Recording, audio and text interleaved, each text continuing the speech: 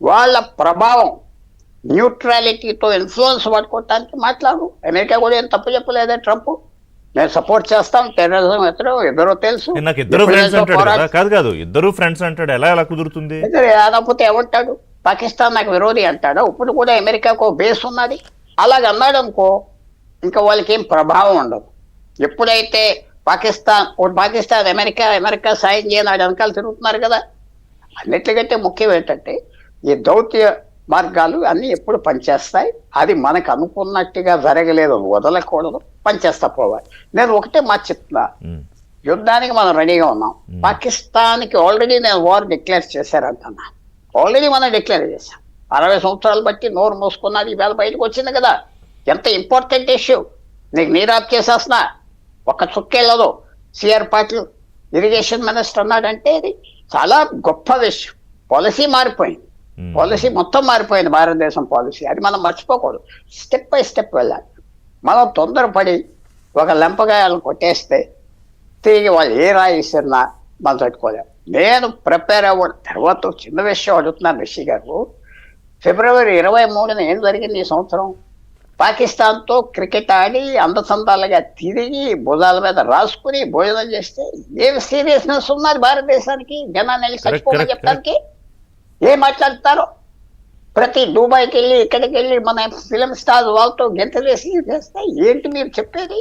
ఇప్పుడు కూడా కొంతమంది యాక్టర్స్ ఏమంటారంటే, ప్రకాష్ రాజ్ లాంటి యాక్టర్స్ పాకిస్తాన్ సినిమాలు ఎట్లా నిషేధిస్తారు, చూసేవాళ్ళు చూస్తారు, లేకపోతే మానేస్తారు, అది వాళ్ళ ఇష్టం అంటారు. అంటే ఒకటి వాడిని ఎవరో చూడటం లేదు, అది వేరే విషయం. అయినా కూడా నేను ఏమంటానంటే, ఇక్కడ కూడా డివైజివ్ స్టేట్మెంట్స్ ఎందుకు రావాలి అంటాను నేను పుల్లారావు గారు. సరే, ఇంకోటి కూడా చెప్తున్నా.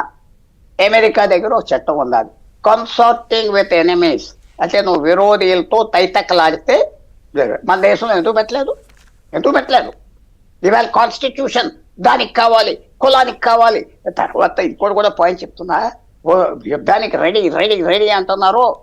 ఒక 3 నెలలు సాక్రిఫైస్ చేస్తారా మీ ఫ్రీ మీద? ఈ దేశంలో ఫ్రీ మీద 3 నెలలు ట్రాన్స్ఫర్ ఆప్ చేస్తారా? అడిగారు, మంచి ప్రశ్న అడిగారు పుల్లారావు గారు. 50 లక్షల కోట్లు కావాలి. జనరల్ గారు చెప్పిన మాటకి నేను ఒప్పుకుంటా. రోజుకి యుద్ధం డిక్లేర్ చేయగానే 50,000 కోట్లు కావాలా, 1,00,000 కోట్లు కావాలా? 30 రోజులకి లెక్కేసుకోండి, ఇంకా ఎక్కువ కావాలి. ధరలు డబుల్ అవుతాయి. రెడీగా ఉన్నారా? నేను ఉన్నా. మిగతా వాళ్ళు సెక్రటేరియట్ గేట్స్కి వెళ్ళి ముఖ్యమంత్రులు అటాక్ చేస్తారు. పోతే పోనవయ్యా మాకు కావాలంటారు.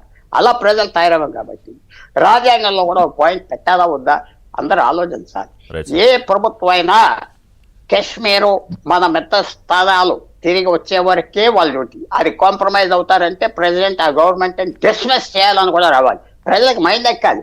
ప్రజలు ఏమనుకుంటున్నారంటే నేను ఎక్కడో హైదరాబాద్లో ఉన్నా, లేకపోతే గుంటూరులో ఉన్నా, నాకు యుద్ధం దూరం కాదు, నీకు తలకాయిపోతే నువ్వు బ్రతకలేవు. చాలా పెద్ద ఫ్యాక్టర్. దేశాన్ని విడదీయాలని బ్రిటిష్ టైం నుంచి స్టార్ట్ అవ్వింది. అది మహాత్మా గాంధీ తట్టుకుని వచ్చాడు. సో నేను చెప్పేది సింపుల్ గా, మిగతా పెద్దలు ఉన్నారు, యుద్ధానికి రెడీ, యుద్ధానికి వెళ్ళాలి. కానీ టైం మనం చూసుకోవాలి. యుద్ధం థ్రెటన్ చేయాలి, పాకిస్తాన్ అల్లరి చేయాలి, పాకిస్తాన్ చైనా స్నేహం బయట పెట్టాలి. 26 మంది కాదు, 1 మంది చచ్చిపోయినా యుద్ధం స్టార్ట్ చేయొచ్చు. కానీ బ్యాలెన్స్ చేసుకోవాలి. మనం ఆల్రెడీ డిక్లేర్ చేస్తాం, ఇంకా బిల్డప్ చేసుకోవాలి. ఈ పిచ్చి పనులు, క్రికెట్ ఎందుకు ఆడారు మీరు చెప్పండి నాకు? ఎందుకు వాళ్ళతో కూర్చున్నారు? తర్వాత ఏం సీరియస్నెస్ ఇస్తున్నారు? మీరు సంబంధాలు ఎరగొట్టుకున్నామంటే సంబంధాలు ఎరగొట్టుకున్నాం, అలా ఉండాలి. కానీ ఈ అప్పా బాబా బేరాలు ఏంటి? ఏం వింక్ మేము మీతో స్నేహంగా ఉన్నాం ఏంటి? నీకు ఒక్క పాకిస్తాన్ క్రికెట్ ప్లేయర్ ఖండించాడా? ఒక్క సినిమా యాక్టర్ పాకిస్తానోడు ఇలా చావటం మంచిది కాదన్నా? ఒక పాకిస్తాన్ హిందూ క్రికెట్ ప్లేయర్ ఖండిస్తే అతన్ని 100 బూతులు తిట్టారు సోషల్ మీడియాలో. సరే, వాడు లాంటి హీరో ఎవడు లేడు. అక్కడ ఉండి నన్ను ఎవరేం చేస్తా చూస్తున్నాడంటే మనం నేర్చుకోవాలి. దేశ భక్తి అనేది ఎక్కువ ఉన్నదా? సరిపడతా